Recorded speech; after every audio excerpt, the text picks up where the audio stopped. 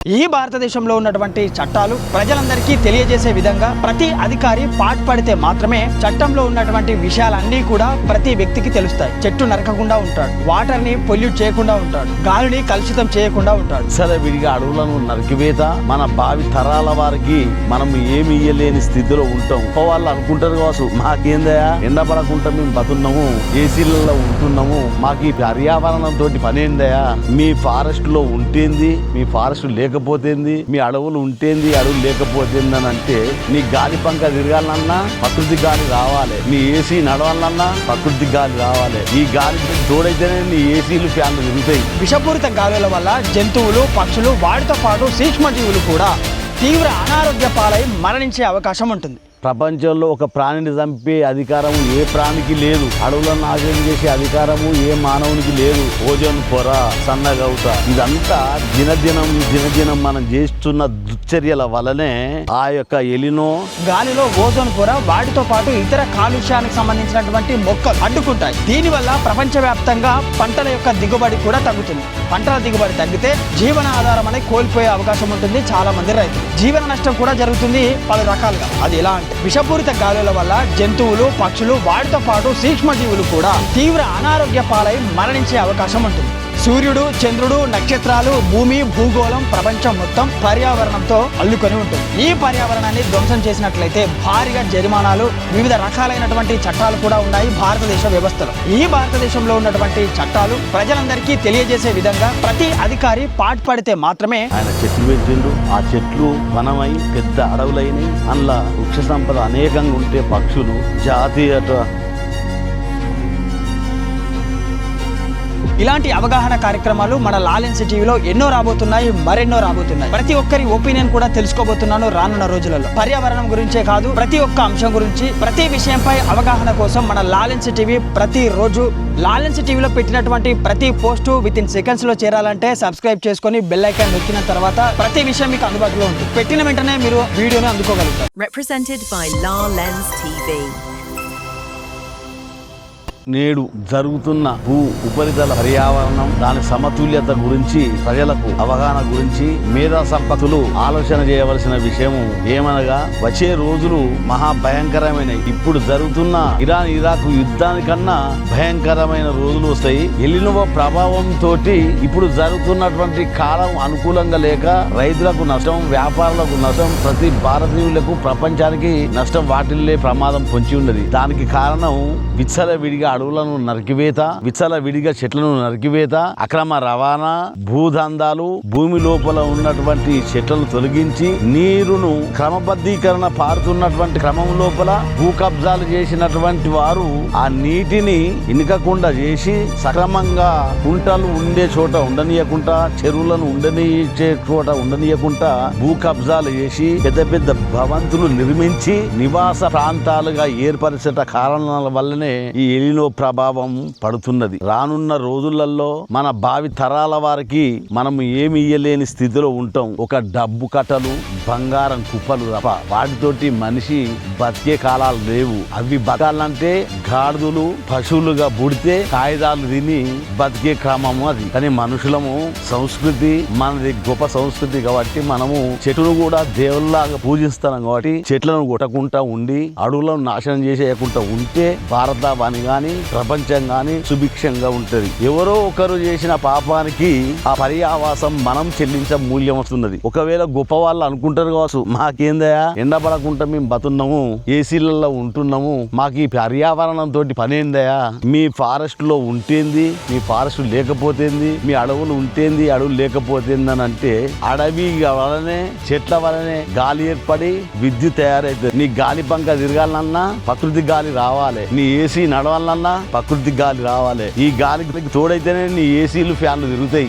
ఎండ ఉష్ణోగ్రత దాదాపు 55 డిగ్రీలు దాటే క్రమం లోపల ఏసీలు కూడా పనిచేస్తే లేవని మీరు చెప్పుకుంటా ఉంటారు. ఎందుకు? అడవులు నాశనమైనందుకు. ఇలాంటి అడవులను నాశనం చేయకుండా ప్రతి ఒక్కరూ అడవులను పెంచాలని అవగాహన కల్పించుకొని పల్లెటూళ్ళే గాని పట్టణంలే గాని చెట్లు పెంచాలి. ఇది ఒక ఉద్యమంలాగా తయారయ్యి ప్రతి ఒక్కరూ చెట్లు పెంచాలి, దాని మీద ప్రేమ ఉండాలి. నీ ఇంట్లో పెంపుడు కుక్కకు ఉన్నటువంటి ప్రేమ చెట్ల మీద లేదే. పెంపుడు కుక్కకు పెట్టే ఖర్చు నువ్వు చెట్లకు పెట్టవు. పెంపుడు కుక్కకు ఉన్నటువంటి ప్రేమను కనుక నువ్వు ఈ చెట్ల మీద, నీకు ప్రాణం, పెంపుడు కుక్క నీకు ప్రాణం ఇస్తే నీకు ప్రాణం ఇచ్చేది అడవి. అడవిని మీద నువ్వు ప్రేమ లేక, దాని మీద అవగాహన లేక, నీ యొక్క స్వలాభాల కోసం, నీ యొక్క స్వార్థితాల కోసం, నీ వంశాభివృద్ధి కోసం మైనింగ్ అని అడవులను నరికివేత చేస్తా అంటే రానున్న మానవాళి చాలా దుర్లభమైన పరిస్థితులను ఎదుర్కొంటుందని చెప్పడం జరుగుతున్నది. ఇదే అడవి ఉన్నది. ఇప్పుడు 360 రోజులు ఈ నీళ్లు బారితే ఉండే. మరి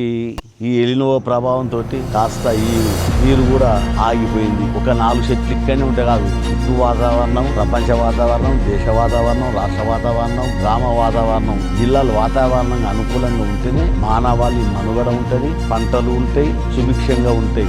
నిమ్మల అరుపులు చూడండి, వాతావరణానికి అవి ఆహ్లాదకరంగా పొంగి అరుస్తున్నాయి. అదే ఎండగొట్టని పాపం వాటికి జీవన బుద్ధి కూడా దొరకక, నీళ్లు లేక కొన్ని జీవరాశులు అంతరించిపోతున్నాయి. ప్రపంచంలో ఒక ప్రాణిని చంపే అధికారము ఏ ప్రాణికి లేదు. అడవులను నాశనం చేసే అధికారము ఏ మానవునికి లేదు. మరి ప్రభుత్వం ఇన్ని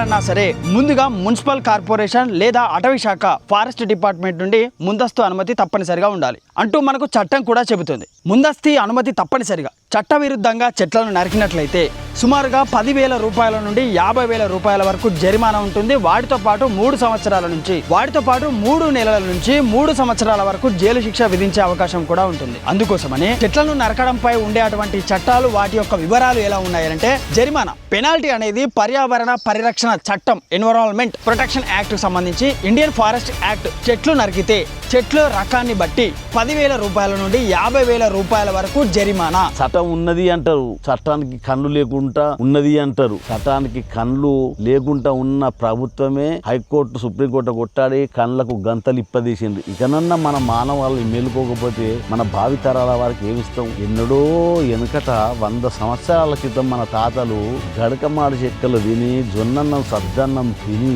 మనకు అందమైన అడవులను, చెట్లను ఇచ్చి, అరే మీ వారసత్వ సంపద ఇదే, నేను మీకు ఏమి ఇయ్యలేనని మంచి భూమిని, బంగారు భవిష్యత్తును ఈ అడవులను ఇస్తే మనము మంచి రైస్ తినుకుంటా, మంచి మంచి వేషాలు వేసి, బ్రాస్లైట్లు, బంగారు ఉంగరాలు పెట్టుకుంటా, భూ కబ్జాలు చేసుకుంటా, అడవులను నాశనం చేసుకుంటా, మన భావితరాల వరకు ఏమి ఇయ్యకుండా చేస్తున్నాం. ఆ తరం మన మీద అసహ్యంగా ప్రవర్తించరా? అయ్యో మా ముత్తాతల అడవులను మా తాతలకిస్తే, మా తాతలు మా తండ్రులకిస్తే, మా తండ్రులు మాకు ఏం లేకుండా చేసిండ్రు. వారసత్వ సంపదను కళ్ళు తెరవకపోతే మనం చేయవలసిన పని ఏంటిదే అంటే, ప్రభుత్వము చెట్లను పెట్టకున్నా మంచిది. నువ్వు పెట్టిన చెట్లు ఏ అడవులు కాలేదు. ఒక్కొక్క మహానుభావుడు ఒక్కొక్క రాష్ట్రం లోపల తన భూమిని దారాదత్తం చేసి అడవులను పెంచుకుంటూ పోయి ఆ మహానుభావుడు ఉంటే, మరి ఈ ప్రభుత్వాలు అడవులను నరికి భూ కబ్జాలు గురే చేస్తున్నారు. వెనకట రాసుకున్న భూములు ఏనాడు తాత ముత్తాతలతోటి కాగితం మీద ఉంటే, ఈనాడు వాళ్ళు ప్రభుత్వం అండదండలతోటి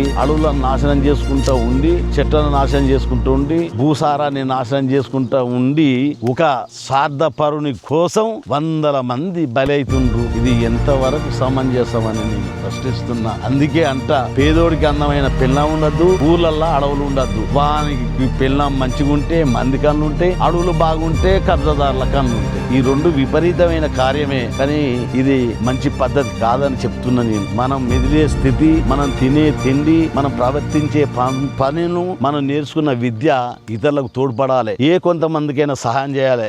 కానీ నీది సాయం చేయకున్నా మంచిదే, కానీ నీవు దుర్లభమైన ఈ పరిస్థితిని ఎదుర్కొనలేక నువ్వే దుశ్చర్యకు పాల్పడతాను. అలాంటి చర్యలు పూనుకున్న ఏ ఒక్క వ్యక్తి గాని, నీ వ్యక్తికి గాని ఉంటుంది. కొన్ని సందర్భాలలో అంతకంటే ఎక్కువ కూడా ఉండొచ్చు. అయితే జైలు శిక్ష ఎలా ఉంటుందనంటే, దానికి సంబంధించినటువంటి అలా నరికినట్లయితే జైలు శిక్ష అనేది నేరం తీవ్రతను బట్టి 3 నెలల నుండి 3 సంవత్సరాల వరకు జైలు శిక్ష పడే అవకాశం ఉంటుంది. అయితే వాహనాలు అంటే ఏవైతే పరికరాలు జప్తు చేసుకోవడం, ఒక ఫారెస్ట్ ఏరియాలో మనం మనం చెట్లు నరికినట్లయితే ఆ నరికినటువంటి చెట్లను నరకడానికి ఉపయోగించినటువంటి గొడ్డళ్ళు కానీ రంపాలు కానీ వాటితో పాటు తీసుకొచ్చుకున్నటువంటి రవాణా సౌకర్యానికి అంటే వాహనాలు ట్రాక్టర్ కానీ లారీలు వంటి వాహనాలను కూడా అధికారులు సీజ్ చేసే అధికారం ఉంటుంది వారికి. మురుగునీటిని లేదా పారిశ్రామిక వ్యర్థాలను శుద్ధి చేయకుండా నదులలో బావులలో లేదా బావికి సంబంధించినటువంటి భూమిలోకి పంపించడం చాలా నేరం. శక్తికి గాని మానవుని ఉద్దేశించి మాట్లాడలేను, స్వభావంగా ఉన్న మంచి మనుషులకు చెప్తున్నా నేను, ఓ మానవులారా మేల్కోండి, మీ దుశ్చర్యలు ఆపండి, మీ అడవులను నరికివేత ఆపండి, మీ చెట్లను నరికివేత ఆపండి. ప్రతి పల్లెటూరులో, ప్రతి గ్రామంలో, ప్రతి పట్టణంలో ఇంటి ముందట చెట్టు పెట్టి గవర్నమెంట్ పోతే అది పెద్దగానే రైస్ మిల్లర్లు కోతకు గురి చేస్తున్నారు, వ్యవసాయదారులు అమ్ముకుంటున్నారు, కొంటున్నారు. దానికి పరిమితి అని ఒకటి వాల్టా చట్టం తెచ్చిండ్రు. వాల్టా చట్టం ఏంటిదే, కొట్టుకోవడానికి గమ్యం సుగమం చేసిండ్రు. అంతకుముందు చెట్టు కొట్టాలంటే భయపడేటోడు దానికి ఒక 500 రూపాయల చాలాను కట్టి ఒక్క చెట్టుకు బదులు 10 చెట్లు కొట్టుకుంటూ పోతున్నారు. ఇక్కడో ఉంటారు ఫారెస్ట్ అధికారులు, ఆయన వచ్చినకు 100 లారీల కర్ర మాయమైతే అతని వల్ల కాదు, ప్రభుత్వం వల్లనే కాదు. ఈ దుశ్చర్యలు ఆపడానికి ప్రజలే మేల్కొనాలి. ప్రజల లోపలనే ఈ మంచి స్వభావం వచ్చి ఈ దుశ్చర్యలకు పాల్పడకుండా ఆపితేనే ఈ పర్యావరణం ఉంటుంది. పర్యావరణము, ఎలినో ప్రభావము, ఓజోన్ పొర సన్నగౌట, ఇదంతా దినదినం మనం చేస్తున్న దుశ్చర్యల వల్లనే ఆ యొక్క ఎలినో, ఆ యొక్క ఓజోన్ పొర పలసగై మానవాళి ఇక్కడ మనం చేసే దుశ్చర్య ఎక్కడనో విస్తరించుంటుంది. ఒక చెట్టును పెంచి దాని చుట్టూ గాలి కొన్ని కిలోమీటర్ల దూరంలో ఆక్సిజన్ మనసులోకి ఇచ్చి కార్బన్ డైఆక్సైడ్ తీసుకుంటుంది. ఒక చెట్టుకు నువ్వు నీరు పోయలేదు, కానీ ఎండ కొడితే ఆ చెట్టు గాలి కావాలి, ఆ చెట్టు నీడ కావాలి. ఆఖరికి చెట్టు నీ ఇంటి ముందట చెట్టు ఉండద్దు, చెట్టును కొట్టేసుకుంటావు, అమ్ముకుంటావు. ఎంతవరకు న్యాయం? నీకు రక్షణకి ఇచ్చేది, నీకు ప్రాణవాయువే ప్రాణందిస్తున్నావు, నీ ప్రాణం ఎంతవరకు బతుకుతుంది, ఎంతవరకు నువ్వు నీ జీవించగలుగుతావు? భూమి కన్న తల్లి కన్నా ఎక్కువ, చెట్టు తల్లి కన్నా మిన్న. ఈ రెండింటిని కాపాడితేనే మానవుని మనగడ. నువ్వు ఏమి చేయని అవసరం లేదు. నరమేధానికి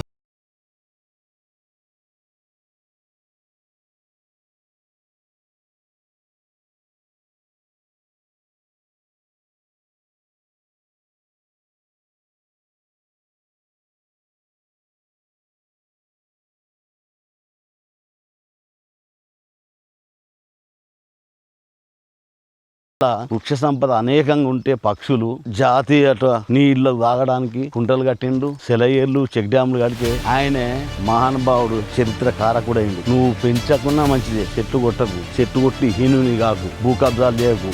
ఇప్పటికైనా ప్రభుత్వం కళ్ళు తెరిచి మానవుడు దున్నలేని భూమి ప్రభుత్వం పరంలో ఉంటుందో, ఫారెస్ట్ పరంలో ఉంటుందో, లేదా ప్రత్యేక చట్టం తెస్తారో. ఈ ఫారెస్ట్ వాళ్ళు పని చేయకపోతే ప్రత్యేక చట్టం తెచ్చుండ్రి. ఫారెస్ట్ వాళ్ళు ఏసీలో కూర్చొని జీతాలు తీసుకుని తప్ప ఏమి లేదు. ఎక్కడ అడవిని సంపాదించి ఘనంగా పెంచిన లేదు, అడవులను నాశనం చేసుకుంటారు. అందుకే దీనికి ఒక ప్రైవేట్ వింగ్ చేసి ఏర్పరచి దున్నే భూమి రైతులకు, దున్నని భూమి అటవీ శాఖకు కేటాయించి దాని రక్షితార్థము నిధులు కేటాయించి చెట్లు నాటి కొత్త వనాలను పెంపొస్తే తప్ప ఈ గుట్టలు ఉండయి, ఈ చెట్లు ఉండయి, ఈ అడవులు ఉండయి. ఏసీల వన్నా మీరు ఉండరు, పల్లెటూరులో ఉన్న మేము ఉండం. అది పునరావృతం కాకుండా ఇకనైనా కొంత మేల్కొలపి ప్రభుత్వం ఇలాంటి చర్యలను జరగకుండా చూడాలి. ప్రభుత్వ పరంగా హైకోర్టుకు వచ్చినటువంటి ఏ చట్టమైన ఫారెస్ట్ అని తేలితే దానికే ఆ యొక్క ప్రభుత్వం పరంగా ఉన్నటువంటి కోర్టు దయచేసి అది ఫారెస్ట్ గానే పరిగణించాలని చెప్పి పంపకాలు ఏమున్నది. ఇలాంటి అడవి కూడా వాళ్ళు రాసుకున్నారు వెనుకట. ఇలాంటి అడవులకు కూడా రైతు బంధులు పడుతున్నాయి. లక్షలల్లా కోట్లల్లా ప్రభుత్వ ధనం దుర్వినియోగమైంది. దాన్ని నివారించుటకు భయపడతాను, దాన్ని నివారించుటకు చర్యలు తీసుకున్నటకు అందరూ భయపడతారు. కానీ ఎంతవరకు సమంజసం? ఇలాంటి అడవికి రైతు బంధు పడటం వలన ఎంత మోసం జరుగుతున్నది. సామాన్యులాలే బాయి గట్ల మీద చెట్లను ఉంచుకోవాలి, ఆ చెట్లను మన ప్రాణంగా పెంచుకోవాలి. అప్పుడే ఈ మానవుని మనుగడ కొనసాగుతూ ఉంటా ఉంటది. ఈ అడవులను అభివృద్ధి చేయటం అనేది ఒక ఎత్తు అయితే, అడవులను నరకటం అనేది 3 ఎత్తులు అవుతున్నాయి. 3 భాగాల అడవులను నాశనం చేసినాక అభివృద్ధి ఒక భాగం అయిన తర్వాత కొన్ని ఏళ్ల వరకు ఉన్న భాగాలే పోతా ఉంటాయి, మన భాగాలు కూడా లేకుండా. అందుకే ప్రజల ప్రతి పౌరుడు ఏ శాఖలో ఉద్యోగం చేసినా ఆ ఉద్యోగరీత్యా గత ప్రభుత్వం కొంత డబ్బును అటవీ పెంపులకై హరితవనాలకై కొన్ని రూపాయలు సగటున ఆ మనిషి మీద కట్ చేస్తున్నాయి. అంత డబ్బు దుర్వినియోగమైనా కూడా ఇక్కడ చెట్లు కనబడటం లేదు. రోడ్ల మీద పెట్టిన చెట్లు ప్రతి సంవత్సరం పెడితేనే ఉన్నారు, అవి కాలుస్తూనే ఉన్నాయి, పెడితేనే ఉన్నారు, కాలుస్తూనే ఉన్నాయి. ఇట్లా ఎన్ని రోజులని ఆ చెట్ల ఒకటి శిక్ష అన్నది ఉండాలి. దాని మీద చర్య తీసుకోకపోతే వారు ఆ దుశ్చర్యను కొనసాగుతూనే ఉంటారు. ముఖ్యంగా ఇకనైనా ఇలాంటి అడవులు ఉన్నటువంటి పటాలు పాదుబుక్కులు ఏవైతే ఉన్నాయో అవి తొలగించి పర్యావరణం కిందికి తీసుకురావాలని చెప్పి పర్యావరణవేత్తలు దీనికి ఎక్కువ సమయాన్ని కేటాయించి వారు దీని గురించి రిటైర్మెంట్ ఉద్యోగులు కానీ పర్యావరణవేత్తలు కానీ ఎన్జిఓస్ కానీ దీని గురించి పాటుపడి పర్యావరణాన్ని పెంపొంది చేస్తేనే మనం భావితరాల వారికి మనం ఎంతో కొంత సాయం చేసిన వాళ్ళమే. ఒకరి ద్వారా 100 మంది నాశనం అవుతారు. అది భూ కబ్జా చేస్తే. ఒక వ్యక్తి ఒక చెట్టు నాటితే ఒక 10 మందికైనా సేవ్ చేసిన వాళ్ళం అవుతాం. అది పర్యావరణం గురించి. అలాంటి ఇంత ఆహ్లాదమైన పర్యావరణాన్ని పెంపొందాలంటే కొన్ని 100 సంవత్సరాలైనా ఈ అడవిని తయారు చేయలేము. అందుకని ఉన్న అడవిని ఉంచుకుంటే తప్ప మనము కొత్త అడవులు గుర్తించలేని స్థితిలో ఉన్నాం. వీరికే భూమి కబ్జాలైనాయి. అందుకే హైదరాబాద్ లోపల హైడ్రా అన్నది తీసుకొచ్చి ఆ నదులను అనుసంధానం చేయడానికి ఎక్కడెక్కడ కుంటలు ఆ కుంటల పెంపొందించులు. సరే, అనుమతి లేకుండా పరిశ్రమలను ఏర్పాటు చేయడం లేదా కాలుష్య నియంత్రణ ఉల్లంఘించినట్లయితే అది చట్ట విరుద్ధం. ఈ నేరానికి పాల్పడిన వారికి 18 నెలల నుండి 6 సంవత్సరాల వరకు జైలు శిక్ష ఉంటుంది. వాటితో పాటుగా భారీ జరిమానా కూడా విధించే అవకాశం ఉంటుంది. అయితే ఇలాంటి చట్టాలు ఎన్నో ఉన్నప్పటికీ కూడా మన దేశంలో ఎందుకు ఇలాంటి పర్యావరణం అనేది విధ్వంసం జరుగుతుంది? ఈ విధ్వంసం కారణం వల్ల ఎన్నో రకాలైనటువంటి ప్రాణులకు, ఎన్నో రకాలైనటువంటి జంతువులకు, ఎన్నో రకాలైనటువంటి వివిధ రకాలైనటువంటి చెట్లకు కూడా పర్యావరణం అనేది చాలా దెబ్బతినడం వల్ల రానున్న రోజులలో ఆక్సిజన్ అందకపోవడం. పల్లెటూరులో మాత్రం అడవులను నాశనం చేద్దని ప్రభుత్వానికి పదే నిమ్మనంగా మనము చేసుకుంటున్నాం. ఈ విధంగా కొనసాగకపోతే తప్ప మనము చదువుకున్న చదువులకు అర్థం ఉండదు, మనం పెరిగే పెరుగుడుకు అర్థం ఉండదు, మన యొక్క సంస్కృతి అర్థం ఉండదు. ప్రతి భారతీయుడు, ప్రతి ప్రపంచంలో ఉన్న ప్రతి ఒక్క వ్యక్తి ప్రపంచ సమతుల్యతగా ఉంటేనే మనము మనుగడ సాధిస్తుంది. ఆ పర్యావరణం మంచిగా లేనినాడు మానవునికి మనుగడే ఉండదు. అందుకే అంటాం, ఆకులు అలములు తిన్న మేక చెట్టు గుట్టలెక్కుతుంది, దాన్ని దీని మనిషి మనసం ఎత్త. డైవర్సిటీ యాక్ట్, ఈ యాక్ట్లు అన్ని కూడా ఉన్నాయి. భారతదేశంలో చాలా రకాలైనటువంటి పర్యావరణ పరిరక్షణ కోసం చాలా రకాలైనటువంటి చట్టాలు ఉన్నాయి. అయితే ఎంతవరకు చట్టాలు ఉన్నాయి? ఈ చట్టాలను తీసుకురావడానికి గల కారణం ఏంటంటే ఈ ప్రపంచం మొత్తం ఒక ప్రకృతితో కూడుకున్నటువంటి ఆవరణం. దీన్ని ఏ మానవుడు కూడా సృష్టించలేని. అయితే ఈ పర్యావరణం ఎందుకు ధ్వంసమవుతుంది? అయితే ఈ పర్యావరణం దెబ్బతింటుందనే కారణం చేతనే ఇలాంటి చట్టాలు భారతదేశంలో తీసుకొచ్చుకోవడం జరిగింది. అయితే ఈ చట్టాలు ఎంతవరకు పనిచేస్తున్నాయి? భారతదేశంలో ఉన్నటువంటి ఫారెస్ట్ కన్వర్జేషన్ యాక్ట్ లాంటి, Indian forest act, wildlife protection యాక్ట్కు సంబంధించినటువంటి యాక్ట్లు ఎన్నో ఉన్నాయి కదా. ఇవన్నీ చట్టాలు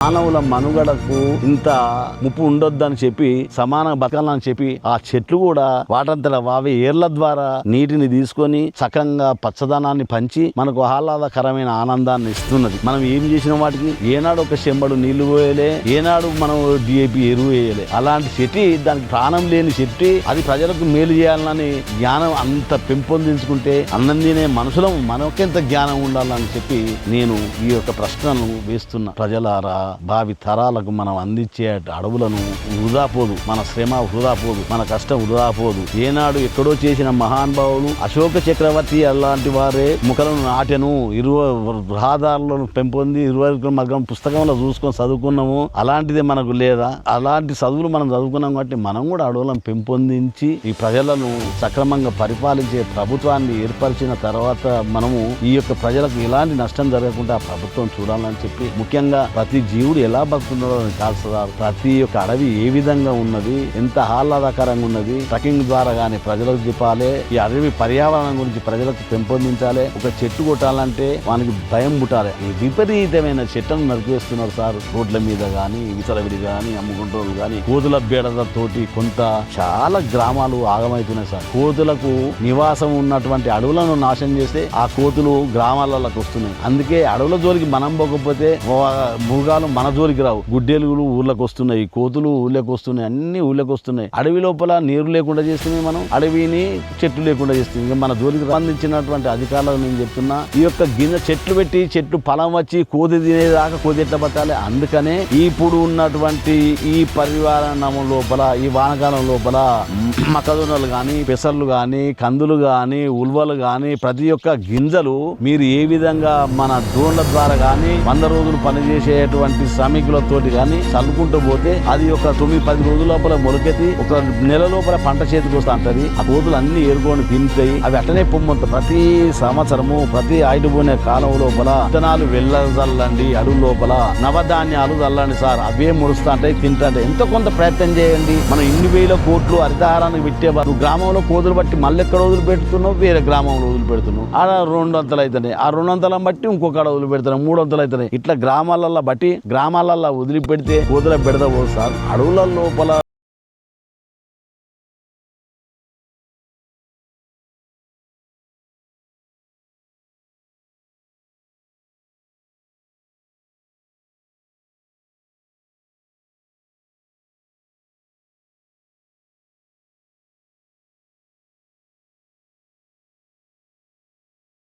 కొన్ని గ్రామంలలో పిల్లలను వీక్కుతుండే కుక్కలను గాని కోతులు గాని చంపలేకపోతే ఇంజెక్షన్ల ద్వారా వాళ్ళను నిర్మూలించండి. అవి కొన్ని సంవత్సరాల వరకు అవి అంతర్ధానం అవుతుంది. మంచిగా ఉంచుతారు. పిచ్చి కుక్కలన్నింటిని గాని ఈ కోతులను గాని ఆపరేషన్ ద్వారా వాటిని నిర్మూలించవచ్చు. 1000 కోట్లు ఖర్చు పెడుతున్నారు, 100 కోట్లు ఖర్చు పెడుతున్నారు. ఆ భాగం ప్రజల శ్రేయస్సు కోసమే ఇలాంటి ఖర్చు పెట్టలేరా? వాటి చంపితే నేరం, చంపమంటలేము కదా. వాటిని ఆపరేషన్ ద్వారా నిర్మూలించవచ్చు. ఆ యొక్క చర్యలు చేపట్టండి. మీరు ఏమి చేయనవసరం లేదు.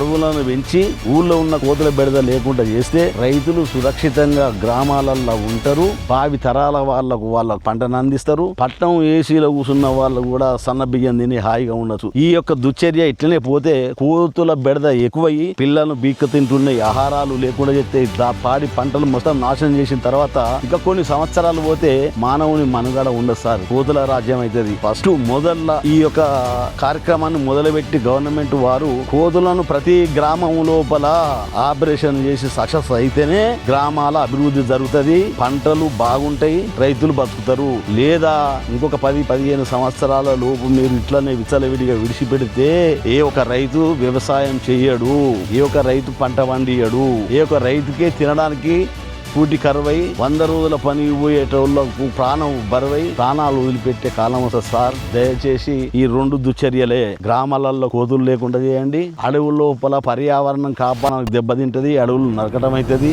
మానవుని మనుగడ శూన్యమవుతుంది. పర్యావరణానికి నష్టం ఎలా జరుగుతుందంటే వాతావరణ మార్పులు అంటే క్లైమేట్ చేంజెస్ వల్ల గ్రీన్ హౌస్ వాయువులు విడుదల వల్ల భూగోళం వేడెక్కుతుంది. ఈ వేడెక్కడం వల్ల ఆమ్ల వర్షాలు యాసిడ్ రెయిన్స్ అంటే గాలిలో నైట్రోజన్ ఆక్సైడ్లు నీటితో కలిసి ఆమ్లాలు వర్షాలుగా కురిసి నేలను నీటి వనరులు దాంతో పాటుగా అడవులను నాశనం చేస్తాయి. దానివల్ల అందుకు గాను ఓజోన్ పొర క్షీణత కూడా జరుగుతుంది. అంటే గాలి కాలుష్యం వల్ల సూర్యుని నుండి వచ్చేటువంటి హానికరమైనటువంటి అతిలోహిత కిరణాల నుండి రక్షించే ఓజోన్ పొర కూడా దెబ్బతినే అవకాశం ఉంటుంది. అందుకనే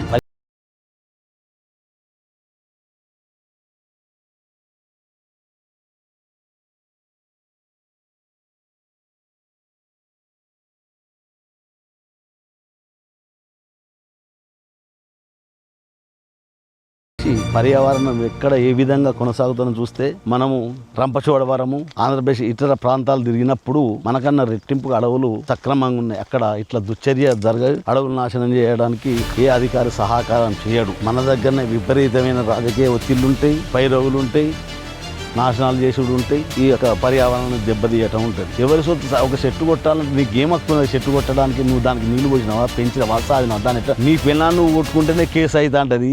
80 ఏళ్ళు దాతానని 20 ఏళ్ల కింద పెళ్లి చేసుకుని ఒక చెంప దెబ్బ కొడితేనే కేసు అయి పోలీస్ స్టేషన్ పోతావు. అలాంటి చెట్టు కొట్టే అధికారం నీకెక్కడ సార్? అడవిలను నాశనం చేసే అధికారం నీకెక్కడి? వాళ్ళకి శిక్షలు లేవా? అందుకనే చెప్తున్నా, ప్రభుత్వం కఠిన చర్యలు తీసుకుంటే తప్ప నీ భేదం లేకుండా చేస్తేనే తప్ప అడవులను కాపాడితేనే తప్ప ఈ మానవునికి మనుగడ ఉండదు. ఉన్నది. అందరూ మీరు చేసే ఒక మంచి కార్యం వల్ల ప్రపంచమే మంచిగా ఉంటుంది. అధికారులు చేసే మంచితనం మంచి పని వలనే ప్రపంచం మేలుకొని ఈ యొక్క ఆహ్లాదకరమైన పర్యావరణం ప్రజలకు అందిస్తేనే గాలి నీరు సమృద్ధిగా దొరుకుతుంది సార్. అడవులు లేకపోతే మానవుడే పోయే కాలం వస్తా ఉంటుంది. ఎంత చూడలే, ఎన్ని యుగాలు ఎట్లా నాశనం అయిపోయి చూడలే, ఎన్ని దేశాలు చూడలే, ఇప్పుడు యుద్ధాలు అవుతున్నాయి సార్. అంతకన్నా ప్రమాదం ఈ అడవులు కనుక లేకపోతే సార్. నేను వ్యవసాయదారుణ్ణి, మాకు వ్యవసాయం ఉన్నది. 1996 ఎలక్షన్లప్పుడు నేను గ్రామం లోపల అప్పుడు ఉమ్మడి ఆంధ్రప్రదేశ్ నారా చంద్రబాబు నాయుడు సార్ గారి లోపల సెక్రటరీగా విఎస్ వన సంరక్షణ సమితులని పెట్టిండ్రు. ఆ వన సంరక్షణ సమితులలో సెక్రటరీగా ఉండి అప్పుడు హరిత వనాలు ఇవేటువంటి పనుల వలనే కొంత మేలు జరిగింది. ఉరికే నీరును ఆపే నీరును భూమిలోకి ఇంకించాలి. భూమికి ఇంకించిన నీటి ద్వారానే బాయిలల్లో నీళ్ళొచ్చి భూగర్భ జలాలు పెంది రైతులు సేద్యం చేసుకుంటూ అనుకూలంగా ఉండే. 1995 కంటే 96 కంటే ముందు ఈ ఊళ్ళో సగం మంది రైతులు వలస బతకడానికి హైదరాబాద్ లేదు, ఇతర ప్రాంతాలలో లేదు. వ్యవసాయంలో నీళ్ళు లేనప్పుడు వాళ్ళు వ్యవసాయం చేస్తారు, చేయలేరు కాబట్టి ఎప్పుడైతే 95 తర్వాత 2005 తర్వాత దాకా ఈ యొక్క ప్రణాళికలు చేపట్టి మనము భూగర్భ జలాలు పెంపొందించినామో మళ్ళీ తిరిగి వలసపోయిన రైతులు వచ్చి వాళ్ళు ఇవాళ బ్రహ్మాండంగా సేద్యం చేసుకుంటారు. భూగర్భ జలాలు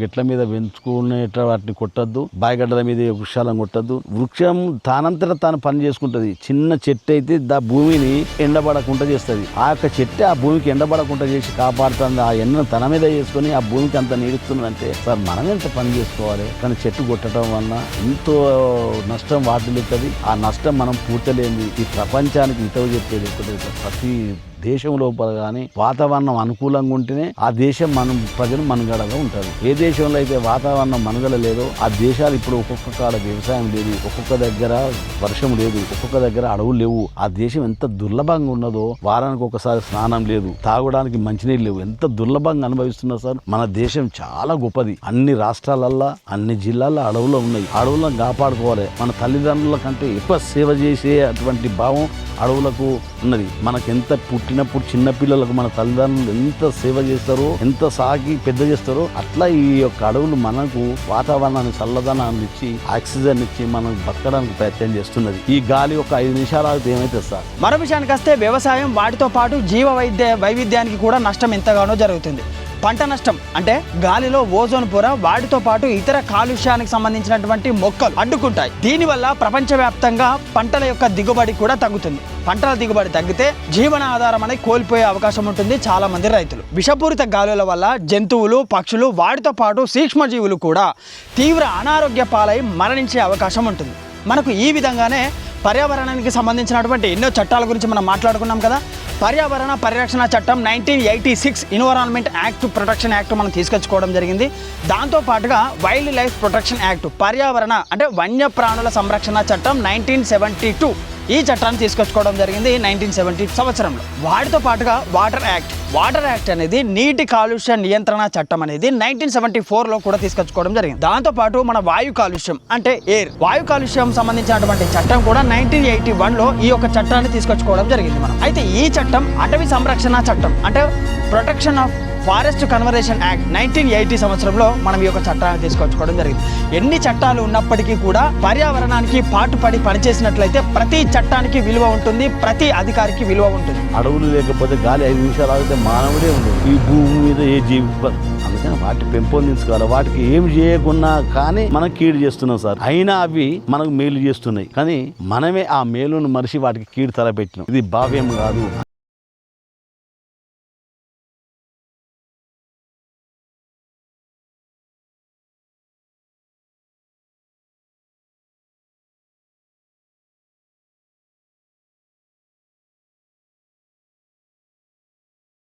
2 ఎకరాలు ఉన్న రైతు 10 గుంటలు, 5 ఎకరాలు ఉన్న రైతు 20 గుంటలు, ఈ విధంగా చెట్లు పెంచితే ఈ యొక్క రైతు బంధు పథకం ఏది చేస్తుండో వాటికే ఇవ్వండి సార్. ఇంకా పెంపొందించండి. ఆ రైతు ఆ యొక్క చెట్టును సక్రమంగా చూసుకుంటారు. అట్లా ఊరంతా ఈ యొక్క ప్రణాళిక కనుక సక్రమంగా జరిగితే ఊరే ఒక అడవిలాగా అయితే సార్. రైతు బతడు, పర్యావరణం బాగుంటుంది. తోటలకు, మామిడి తోటలకు ప్రోత్సాహాలు ఇవ్వండి, జామ తోటలకు ప్రోత్సాహాలు ఇవ్వండి, ఏవైనా తోటలు పెట్టుకున్న రైతులకు ప్రోత్సాహాలు ఇవ్వండి సార్. వారు ఇంకా ఘనంగా తోటలు పెంచుతారు. అన్ని ఊర్లో ఉన్నటువంటి తోటలు చూడండి ఏ విధంగా చల్లదనంగా ఉంటుందో. ప్రపంచం మొత్తం ఆ విధంగా తోటలను, పండ్ల తోటలను పెంచితే పర్యావరణం ఇంత హాయిగా చల్లగా ఉంటారు.